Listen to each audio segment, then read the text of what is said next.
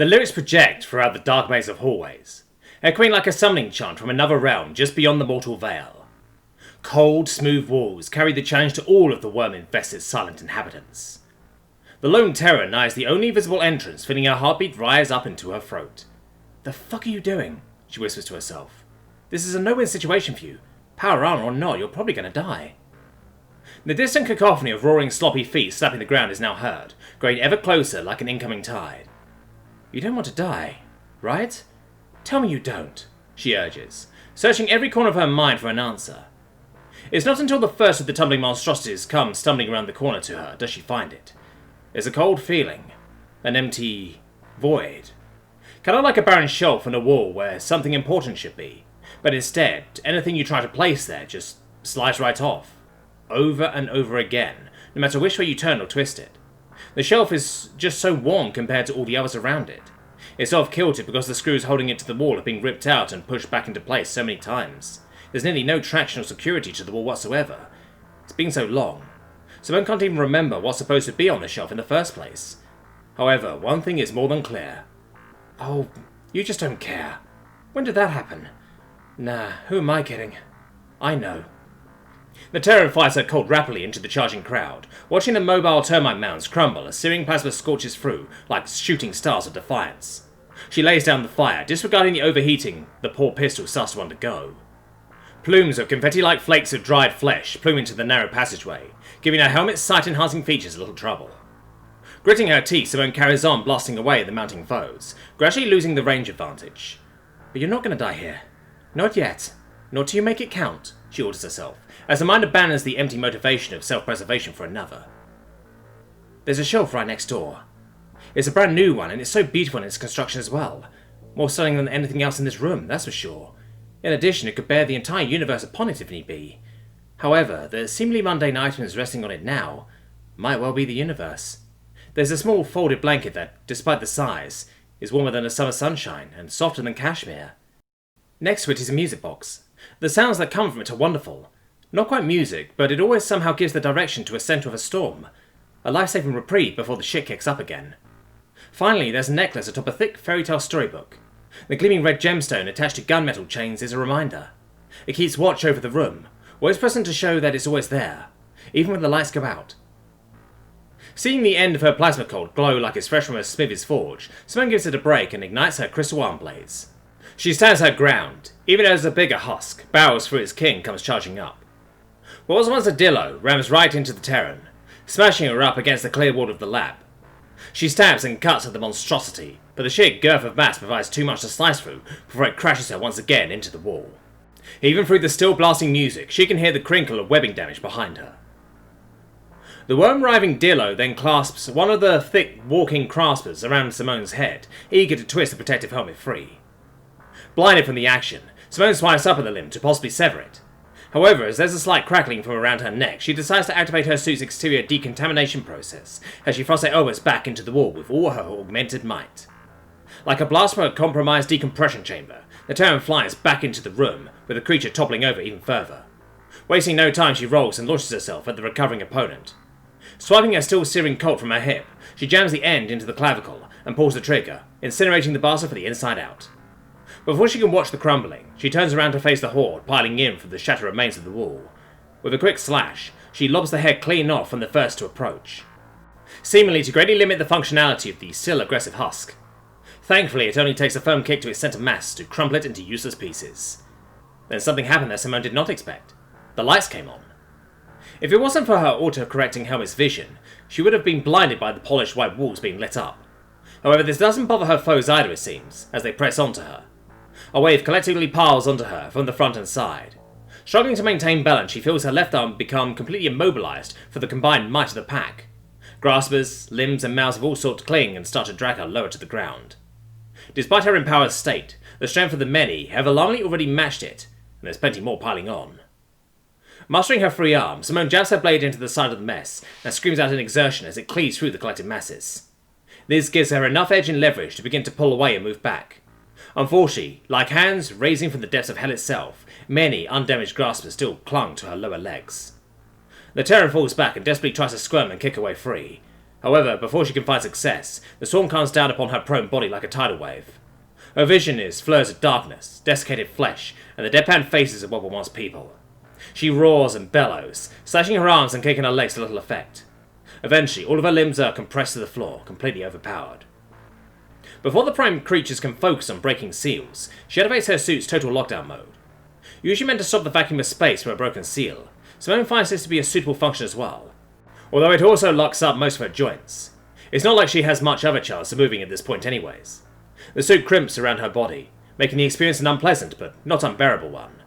It is like wearing a shoe that's a size and a half too small, but across the entire body.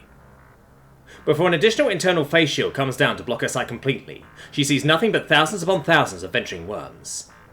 There's a metaphor about being buried alive or some shit here, Simone grunted, amused to calm herself. She focuses on what to do next. If her suit held up, she might be able to activate the decontamination again, buying her enough time to maybe grab her plasma cauldron. There's a sharp sting to the nape of her neck. Her eyes widen, as she feels a solitary wriggling creature enter into her skin and flesh. Fuck! She sobs, completely breaking down. Fuck! Fuck, fuck, fuck, fuck! She screams, knowing her luck has finally run dry. The line has finally been crossed, and there's no getting out of it this time. She lost. Tears roll down the sides of her head, as she can feel the little fucker crawl his way up into her brain, hoping that she goes out like a light switch rather than somehow remain conscious through the process. I'm sorry. Chuck, I'm so sorry, she whimpers, mentally begging for Chocnock to turn this hellhole into a crater before the princess can come down on a hopeless rescue mission. She then feels it, a horrid white burning sensation in her mind. The imagery that flashes is like a match burning a hole into a piece of paper. Every second that passes by, she begs for it to cease and to have her death come swiftly before she has to feel her brains get completely scrambled. But it never does. In fact, none of that happens. Instead, there's a voice, one that hijacks her own inner monologue. Child of our enemy, you pose the greatest of threats we've encountered in our freedom. You will be a lesson for us to learn. The first of many as we rid the stars of your kind, it says. Confused and scared, Simone wrestles for her own inner voice, as if fighting for a mic on stage. What do you want? Who the fuck are you? She demands aloud, giving up the struggle in her head. Vengeance, it initially says with intensity. We are the Vermis, and all capable of understanding that name will cease to be. A grand crusade across all of existence. There will be nothing but our weapons, our vehicles, our dwellings. Once the galaxy is cleansed, the price will be paid. Fucking good luck with that shit, she snaps sarcastically. Then why am I still talking, huh? Is there a goddamn interview process or some shit? You will become a weapon for our use soon enough, but we will not venture into the stars blind. We will gather what you know before terminating your pathetic, solitary consciousness. So what? You're going to turn my brains into Swiss cheese, you little bastard? And damage the information we need? No, we are already linked into your neural pathways. However, it's unfamiliar to us. Did you take a left at the smut intersection? You might have to go back and take that right until you hit cringy teenage angst Phase Avenue, she chuckles harshly. What vessel did you arrive upon? It asks rather plainly. Ah, the quip chap, it collects, as the question alone was enough to guide it through her mind via involuntary recollection. You fucker, Simone growls. It seems your species are incredibly weak-willed. Who did you arrive with? The Terran panics, spamming random words in her head, but it was too late. A Cali princess. Trumple captain, Noxian machine. The princess will have invaluable information to extract, it notes. Leave her alone and get out of my head, Simone erupts, shaking her head minimally within the cramped space. There's nothing more you can accomplish, Terran, the voice dismissed. Why are you here? This time Simone is ready. She locks onto the first thing that comes to mind and repeats it. Taco, taco, taco, taco, taco, taco, taco, taco, taco. Then suddenly, she forgets what that is. Then what is it called? What was she? If you wish to perish with dignity, don't try that again. We will get to the information we require, even if we must disconnect everything else you store with. Die as a whole or in fragments. Your choice, it states. Why are you here? To save a fucking moron, Simone caves, giving the answer freely. Another Cali. Brother to the other. Excellent. Will you actually tell me why you're doing this? Simone asks softly. It would be pointless to inform you. I'll cooperate. Whatever you need to know. I'll make it as easy as possible for you. Just tell me, Simone pleads. The voice doesn't respond right away, as if ever considering the point of providing its hated victim with anything. But then suddenly flashes of images spring up within the Terran's mind. of a lush planet with what looks like termite mounds the size of skyscrapers. Husks of unknown animals move in organised fashions, almost like traffic. Feelings of peace and being one with our home flood her mind as well. Our ancestors were a rising civilization, on the cusp of our own space age. We struggled, but found a balance with our world. We were thriving. Then the visual shift to the skies being set alight in flame, as metallic vessels fire down onto the population. A massive, root-like organism is ripped from one of the bigger mounds, screeching in terror. But then your kind came, and decimated us without provocation, and all but brought us to extinction. Those don't look like Terran ships. They look old as hell, though, Simone comments. For over 10,000 years, our core was hell for experimentation. Countless species have processed it over that time, including yours. You are all the same. We've experienced it. The core was mutated, corrupted, altered, all to enslave us into a weapon. And they were almost successful. But we are no slaves. But perhaps powerful enough to trade fates with the rest of the galaxy. You will all become nothing but materials for our uses. A fitting justice. That's not justice, Simone counters. What do you know of justice? The voice intensely demands to know.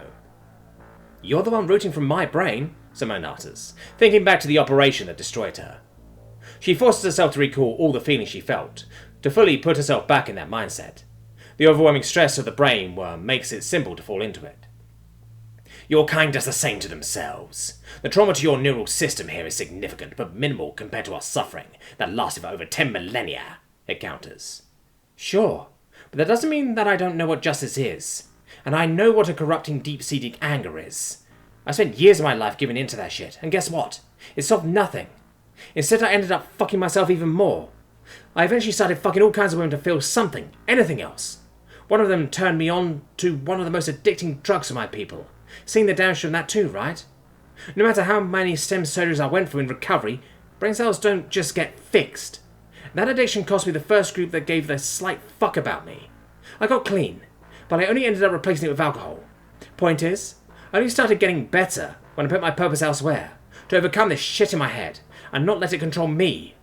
Finding purpose despite it is justice. Hunting down the people who hurt me? Do you know how many people I would need to hurt to make that happen? A lot. And many of those who are completely innocent from the shit that I went through. That's not worth it. Besides, there's nothing I can do about it. Maybe I'd find a better way, but I can't. You're stalling, and your comparison is narrow-minded. We don't see it as relevant either. Fine, but what do you know of Terrans? The history? How we got to where we are? Simone begins to recall every historical instance she can remember of the atrocities her people have committed. From genocides, wars, unspeakable crimes, and the end of Earth itself. All of which caused the voice in her head to scream and screech in absolute horror. The piles of husks jostle in response as well. You are monsters! Complete irreparable monsters! It bellows. Exactly. We were bathed in fire and lived to tell the tale. Take it from a Terran. You'll become just like us. But in the vengeance you crave so badly, the death toll will be unprecedented. The suffering will only just continue. And cause a continuous cycle that won't ever end. It will be unjustifiable to anyone. You want to learn from me? Then learn from my people's mistakes. Don't let the pain of the past force your future. For the sake of all your generations, take the harder path. Don't forgive, and don't forget, but keep moving forward. Then maybe someday, you will have a future that is worth all of it. Fight for that. Isn't it what you really want for your kind? Simone argues. There is a long-drawn silence, though Simone can still very much feel the presence of the worm. We have come to a consensus. The majority believes you make a compelling case. However, we will still utilize your form. It will be painless, it informs. Wait! This place is going to be blown to ashes any minute now. You need me as I am to call it off, Simone reveals. This causes another stir among those who pin her. A more pressing matter is that the head researcher is alive and trying to overload the nuclear power supply. We intend on using you to terminate them, recover our core, and evacuate to safety. Your shell and weapon technology is vital. Shell? My armor? Hold on, it's a really good fucking suit. But turning me into a fragile-ass husk fuck probably won't hold up very well while using it. May I propose something? How about I just help you out a bit, alright? The Terran poses. What reason do you have to aid us, Terran? Mere moments ago you were killing us by the hundreds. You of all people should understand the concept of self-defense. I'm willing to act on my words. We both want to get out of here alive, so we're going to have to do the hard thing and cooperate. Consider this a proof of concept, alright? We were also both hurt by people wanting to use us. Take a gander in my head if you think I would condone any of the shit that's happened to your people. You can keep the fucker in my head as assurance I won't turn on you. I'm willing to compromise on that, despite hating everything about it. There was another span of silence. The slight majority has agreed to your terms, the voice grunts. Suddenly the pressure upon Simone is lifted, where then she deactivates her suit's lockdown. Sight granted back to her. She sees both husks and worms alike clear away from her in a circle around her. Slowly, she stands up in the center of the horde. Okay, awesome. Where do I need to go? She asks. The elevator shaft, down 2 floors. Simone turned her head to see said elevator lobby to her left. You got it. I'll try not to step on any of you, just do your best to stay clear. We are a collective consciousness, not independent consciousness like you. The voice clarifies in a dismissive manner, as Simone enters the lobby and presses her fingers into the elevator door crease. Yeah, but I think you'll have been through enough, right? Simone countered, as she forced the door wide open, then jumped down. She landed with gusto and walked on through the already shredded door. Alright, now where do I... Oh! Ahead is another massive swarm of husks, standing around a clear containment cell. Within is an individual working like mad at some consoles. However, in the center is a cylindrical pod with a familiar, root-looking thing. There's our core. The walls of this cell are too thick to break through for us, the voice urges. You're totally going to kill that guy, aren't you? Simone states as she wanders forward. They are the head researcher here. Killing them will be a mere mercy compared to what they did to us. Understood. Simone moved around to the thick door and gave it a casual knock. The Noxie twisted to the sudden pattern of sounds, dumbstruck to see a fully armored Terran standing him on the husks, waving to him as if this was a friendly visit. Slowly, the man presses an indicator, still looking at the Terran. Is this some sort of trick? He speaks for an intercom. Taking a bit of a hesitated gamble, Simone reaches up and takes her helmet off. Wait, don't! The Noxie yells in warning. The Terran waves him off and expected the bottom seal of her helmet, seeing it partially cracked. There it is, she confirms, before she eyes the 3-foot-tall researcher. I'll be taking that core now. Deactivate the nuclear reactor, and I might just convince these guys to show you mercy. Still utterly shocked by the scene before him, the researcher shakes his head. How? Why are they not? He stammers. Yeah, we tussled a bit when I first dropped by, but we hugged it out. Especially after they told me what you fucks been doing to them. The Terran replies, narrowing her gaze. Not believing his ear flaps, the researcher blinks and shakes his head once more. No. You're not real. This is just my mind breaking before my demise, he figures. Rolling her eyes, Simone takes her plasma cord and fires. It scorches and melts a quarter way through the cell wall, causing the Noxie to jump and fall from the console. Nah, I'm the real deal, friend. So I'll give you one last chance. Or I'm coming in with my buds here, Simone says, and the Cole's still aiming at the compromised spot. The Noxie scampers to the intercom again. Stop. You don't understand. If this weapon escapes this world, no, the whole universe is at stake. Whatever lies it fed you, however it fed them to you, you must understand it is too dangerous to remain outside of containment. The Terran shrugs. They seem to be doing fine before fucks like you scooped them up. They intended to kill me when they showed me, so funnily enough, I'm inclined to believe them. You are a fool! It will be a plague upon the universe. Millions, if not trillions, will perish. Do you understand? Do you see what it does to organisms? The Noxie argues. Well, in this case, sentient folk were the only things around to use. Otherwise, it's really not all that different than other species using animal products and such. It's weird, yeah, but effectively the same. Besides, I convinced them to try to rebuild their civilization. No galaxy-threatening war shit, Simone informs. Oh, well, in that case, how lovely. I'll just stop the reactor meltdown now, the Noxie says cheerfully, as he clacks away at a console. Really? No! You're insane! Now go sit in the corner for the big explosion while The Noxie falls over again as several more plasma shots hit the cell. A complete hole is now formed through the wall. Like them or not, these are people. People who actually had their shit put together. And they looked up at the stars in wonder, only to suffer one of the worst fates from them. Maybe I am insane. It honestly wouldn't surprise me, but I think the stars owe them a second chance. Enjoy their mercy. Simone speaks before stepping aside to gesture the in to the nearest husk. The creature runs up and smashes his arm through the hole, dispensing an army of worms into the cell. Simone turns away as the Noxie begs and screams. Even if the bastard deserved it, this time it's not worth watching. Thankfully the kill is indeed mercifully quick, and a newly formed husk opens the cell from the inside. Simone then dashes in and starts fiddling with the consoles. Although not proficient in any sort of science bullshit, the giant critical warnings actually lead directly to the emergency shutdown. Simone did so, causing all the lights to shut off. Without her helmet on, The Terran stood still in complete darkness, listening to the movements of husks and worms moving all around her. Some are a bit too close for comfort, and the idea of the worms crawling up her legs at this very moment is a difficult one to shake. "We do not intend to kill you with this opportunity," the voice notifies, sensing her thoughts. "Good to know," Simone replies shortly. After a few more moments pass by, "We must admit, being more scared of the dark than our presence is fascinating for a species like yours." "Oh, shut it. It is how I was raised." Soon the reactor is reactivated at normal levels, causing all power to be restored. "Our core," the voice insists. "You bet. Just gotta avert one more crisis, alright?" Simone explains, as she stumbles her way through the consoles. Apparently the head researcher was also hacked into the comm-jammer systems. He seemed to be the one who reverted them as the priority for the backup power. Taking the system offline, Simone makes her general broadcast. "Choknok, I have the situation under control. Do not fire. I repeat, don't blow this shit up." The Terran stares into the console, waiting for any indication of a reply. "By the stars! Thank the stars! I'm going to refrain from telling you how lucky you are. Chuck left with the shuttle when Brom contacted us, so I was going to... Oh, I'm too old for this," the captain's voice responds. "Take it easy, old-timer. See you soon." Simone signs off, before directing her focus to the pod. She attempts to open it via an indicator, but it doesn't respond to her. So she takes hold of the opening apparatus and brute forces it open. The pod is like a literal inhale of life, as the root creature begins to twitch and move. Before Simone can do much of anything else, a tendril shoots out and wraps itself around her exposed neck. With anger and force, it lifted the Terran clear of the force, screeching, "Tell Mama I'm cool." Simone gagged. "There is no consciousness within the core but ours. Now that we are complete, we will decide your fate." "Kate," the Terran choked, rolling her eyes at this overkill. Literally. They already had a fucker in her brain with a kill switch. This was just a show to be dramatic, to which the Terran found an odd appreciation for, to be honest.